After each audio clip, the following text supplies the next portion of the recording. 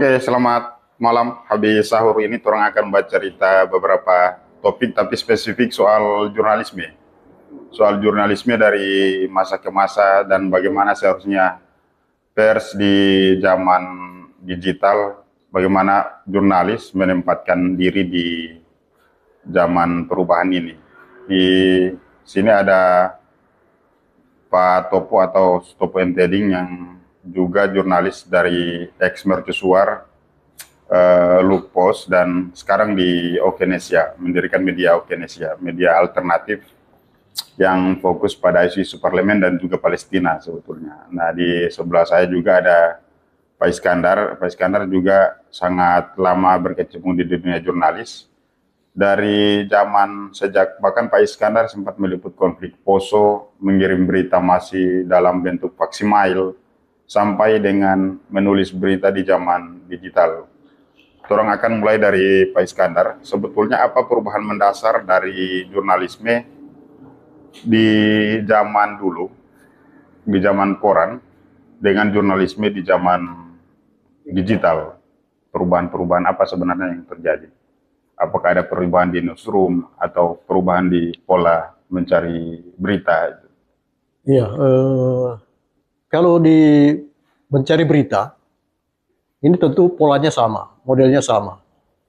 Mau pola ketika zaman media cetak masih jaya-jayanya, sampai kemudian menjadi media digital, itu proses cari beritanya sama. Yang diajarkan oleh seluruh para guru jurnalis, para orang-orang yang paham ilmu jurnalistik, pasti ilmunya sama. Yang persoalan adalah ketika di teknis pengolahan ada proses yang hilang. Kalau dulu prosesnya panjang, dari mencari, mengolah, menyimpan, kemudian mempublikasikan. Kalau sekarang ini kan mencari, langsung mempublikasikan. Ada proses yang biasanya dilupakan, proses mengolah. Sehingga biasanya ada berita yang ketika dapat langsung terbit. Belum ada proses cross check kebenaran, validasi data, kemudian kelengkapan berita lainnya kan biasanya bahkan tidak terkonfirmasi, sudah langsung tayang, sudah langsung terbit. Karena mau kejar berapa banyak berita yang tayang, kemudian mau kejar pembaca. Orang berebut supaya cepat dapat viewernya kan. Nah, di sini jadi perbedaannya. Kalau dulu orang cari berita ini ada proses yang panjang, sehingga ada proses, kalau dulu kan orang kenal, ada wartawan biasanya dimarah-marah redaktur kan. Sekarang ini kan tidak ada wartawan, tidak ada zaman ketika wartawan dimarah-marah redaktur. Akibatnya apa? Wartawan ini dimarah-marah pembaca karena salah. Ya. Kalau dulu kan, kalau pembaca ini cenderung menanti apalagi apa bahasa media lagi hari ini. Apa yang diterbitkan oleh wartawan lagi hari ini. Kalau dulu kan. Ya. Kalau sekarang kan orang cenderung biasanya justru mencari ini isu apa lagi yang dia mau dibikin wartawan ini kan. Jadi bukan pada substansi informasinya. Kalau dulu orang mau cari, umpamanya di zaman ketika ada konflik Poso umpamanya kan. Nah, orang bercerita kira-kira apalagi peristiwa kejadian di Poso, kemudian apalagi penanganannya, bagaimana penanganan aparat keamanan kan.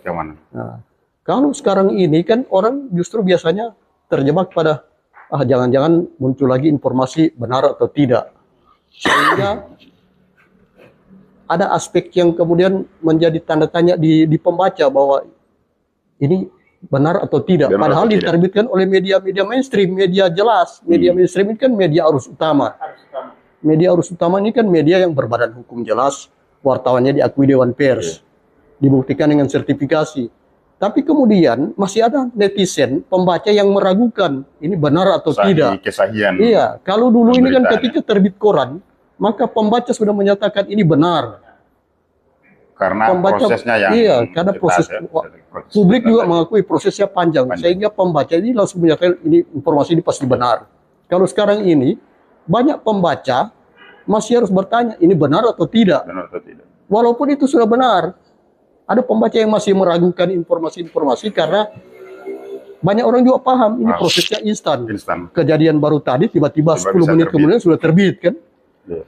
Nah. Itu terus Pak Topo kira-kira di proses yang jurnalisme atau proses penerbitan berita yang cepat itu, apakah itu mempengaruhi daya kritis atau daya analisis jurnalis yang muncul di zaman digital seperti saat ini? Kalau dulu kan misalnya di zaman orang ini kan kalau mau cari data itu kadang harus ke BPS ya, pergi ke BPS, lihat buku di sana. Kemudian malam itu kadang-kadang setelah pulang dari selesai pekerjaan belum langsung pulang, kadang masih cross check data di internet dan lain-lain. Nah sekarang bagaimana Pak Topo melihat dari sisi kedalaman, apakah itu mempengaruhi kedalaman informasi yang disajikan? Tentu. Kalau yang digital ini seperti yang disampaikan tadi Pak Is, memang serba cepat, jadi tetap ada proses yang hilang. Karena kecepatan memang harus kita akui, digitalisasi ini kan di zaman yang sekarang ini kecepatan informasinya juga cukup bagus, tapi di lain sisi ada kelemahan ya tadi, kemampuan kita menganalisa apakah ini barang benar atau tidak, dan itu salah satu kelemahan di online itu. Apalagi ya teman-teman yang kan online ini yang sekarang yang saya perhatikan yang sekarang itu kebanyakan itu tidak lagi pakai analisa, karena hanya sempalan saja yang di permukaan saja yang bisa diukur. Ya itu saja, tapi tidak ada pendalaman materinya. Beda ketika dia cetak yang kerjanya berjenjang dan struktur redaksinya itu lengkap. Justru tidak ada informasi atau isu yang kemudian dibuang oleh media itu yang tidak ditindaklanjuti, yang tidak dikoreksi. Itu harga mati. Nah sekarang itu kelemahan di digital. Nah itu. Mungkin juga sekarang yang kalau menurut pandangan saya ya, yang tumbuh cukup dekat di dua zaman ini. Saya lihat juga ke pembaca ini mungkin efek dari berita atau video-video cepat ya. 30 detik, 20 detik. Saya lihat daya tahan orang untuk membaca itu makin kesini makin tidak tahan. Misalnya jadi tantangan jurnalis juga sebetulnya. Bagaimana sebenarnya? Misalnya kan dengan adanya media sosial real, short dan lain-lain itu kan hanya 30 detik, 20 detik bahkan. Di sisi lain ketika jurnalisme meliput atau menulis tentang narasi yang panjang, isu yang panjang sampai mungkin 30 sampai 40 paragraf, apakah itu masih ada peluang untuk dibaca? Secara selesai ya, dibaca selesai dan dipahami materinya. Bisa ya, bisa tidak. Kalau menurut saya, kalau itu menarik, saya kira ini juga tergantung dari pembacanya juga. Kan ada kebiasaan kita, maunya tahu sedikit. Maunya yang penting, nah yang tadi itu yang muncul itu kan kebutuhan publik sebetulnya. Yang strike itu. Yang strike itu. Tapi saya yakin dan percaya masih ada yang tetap membaca sampai tuntas. Nah, saya kira begini, di situ letak kemampuan pewarta. Apakah dia mampu menyajikan bahasa yang menarik untuk dibaca dan tentu isunya. Kalau isunya juga tidak menarik, orang juga biasanya tidak akan baca satu dua linknya selesai. Tapi kalau diolah dengan gaya bahasa yang bagus, terus materinya bagus dibahas, saya kira juga tidak akan ditinggalkan pembaca. Makanya jurnalisme seharusnya masih tetap dekat dengan sastra yang juga menyodorkan kata-kata baru, pembaruan. Iya, sebenarnya kan ada hal yang harus dipahami awal bahwa jurnalisme ini lahir, fungsi utamanya itu bukan fungsi informasi sebenarnya, fungsi kontrol sosial. Kan itu fungsi utamanya. Bahwa fungsi informasi ini adalah fungsi yang melekat. Mau tidak mau ketika berita disajikan maka dia menjadi fungsi fungsi informasi. Tapi fungsi utamanya itu kontrol sosial, artinya ada kelompok-kelompok yang tidak punya suara, maka tempat bersuaranya adalah lewat jurnalisme, lewat jurnalistik, saluran lewat itu. karya wartawan, karya tulisnya wartawan, lewat hasil karyanya wartawan ini kan. Misalnya air Nah, mati. sehingga mereka menyuarakan lewat teman-teman media, teman-teman wartawan ini kan. Nah, itu fungsi utama. Nah, tapi fungsi utama ini bisa jalan kalau juga pertama kemampuan SDM wartawan juga harus seimbang. bagus, ya. Umpamanya dia harus tahu seluk-beluk masalahnya. Bahwa Riset kecil-kecil iya, mungkin dibutuhkan. kadang-kadang yang kelihatan di permukaan ini tidak menyentuh seluruh akar masalahnya. Umpamanya kan, umpamanya di kasus air bersih kan, tiba-tiba ada demo di katakanlah depan kantor PDAM, seperti yang terjadi lalu di Lombok Utara kan.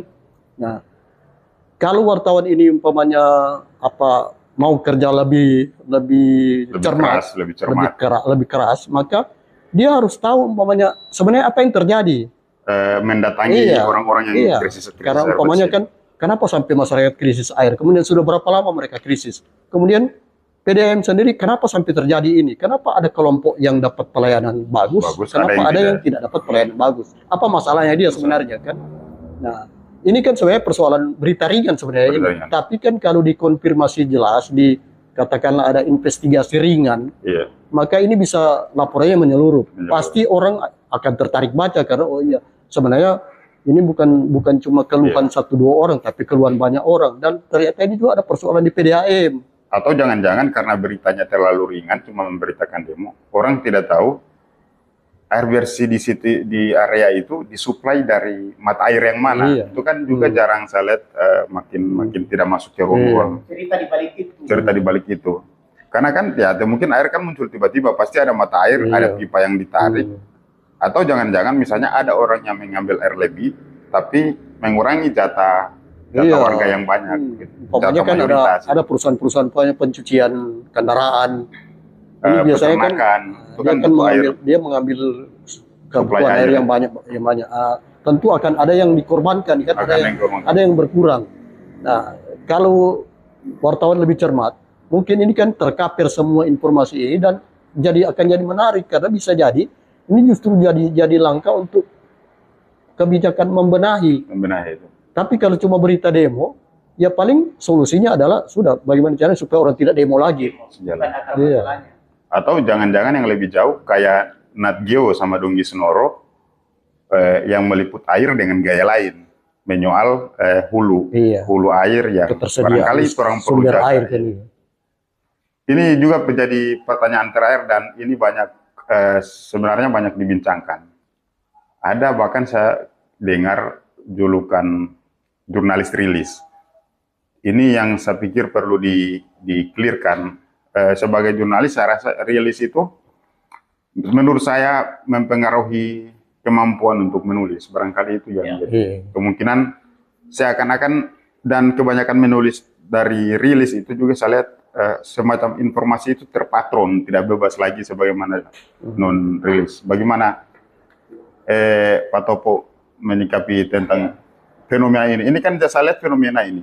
Di HPN 2 tahun lalu saya menulis rilis ancaman kreativitas puasa. Kenapa? Karena itu membunuh kreativitas sebagai puasa. Karena kita tidak lagi menuangkan pikiran, tidak lagi investigasi dan lain sebagainya. Indra jurnalisme itu barangkali tidak ada lagi di situ. Rilis itu benar, tidak ada yang salah. Tapi kalau menurut saya secara pribadi, meskipun itu benar, tapi ini juga sebetulnya membunuh kreativitas pewarta. Jadi tumpul barangkali dari sisi analisis. Saya tidak bilang begitu, tapi paling tidak menambah wawasan bagi teman-teman pewarta untuk mengulik lebih jauh apa masalahnya, apa sumber masalahnya apa dan lain sebagainya. Karena hanya menerima berita yang sudah jadi. Yang paling gampang ini kan mengganti judul. Kalau Faiz, bagaimana sebenarnya jurnalis itu menyikapi rilis-rilis yang berseliweran, entah dari government lokal ataupun dari aparat penegak hukum terkait dengan rilis? Bagaimana seharusnya menyikapi itu? Yang pertama kan rilis itu sah-sah saja. Itu siaran pers kan, siaran pers dari lembaga yang menyalurkan informasinya. Tapi harus ada inti bahwa wartawan itu harus menulis Nah, rilis ini bukan pekerjaan wartawan sebenarnya. Atau bukan produk jurnalis? Bukan dia Produk, tetap produk. dia produk jurnalis, tapi bukan produk murni wartawan. Produk murni wartawan itu adalah tulisan yang dia olah, dia cari, Iya. dia cari, dia olah, kemudian dia buat, dia konfirmasi, kemudian ditayangkan. Nah, rilis ini kan tidak ada proses mencari. Apalagi ada wartawan yang kemudian rilis ini mentah-mentah, disalin mentah-mentah tanpa bertanya lagi. Padahal Kejelasan dari apa yang disajikan. Nah, di rilis ini kan harus ada yang kita tanyakan kan, umpamanya ada yang tidak jelas datanya. Itu barangkali. Ya, ini memang jadi jurnalisme rilis ini penting dibahas karena semakin hari saya lihat semakin banyak lembaga-lembaga yang punya humas yang punya kemampuan rilis, dan kalau tidak diimbangkan dengan kemampuan jurnalisme untuk menganalisis, itu akan bahaya. Saksikan perbincangan ini di podcast Ngopi Bersama PWI, Ngobrol Pikiran. Jadi Anda bisa follow YouTube resmi PWI Banggai. Setiap hari kami menyajikan podcast dan juga tayangan-tayangan yang memberikan informasi tentang jurnalisme, sosial, ekonomi, bahkan isu-isu seperti kelautan dan lingkungan. Demikian podcast Ngobrol Pikiran malam ini. Terima kasih.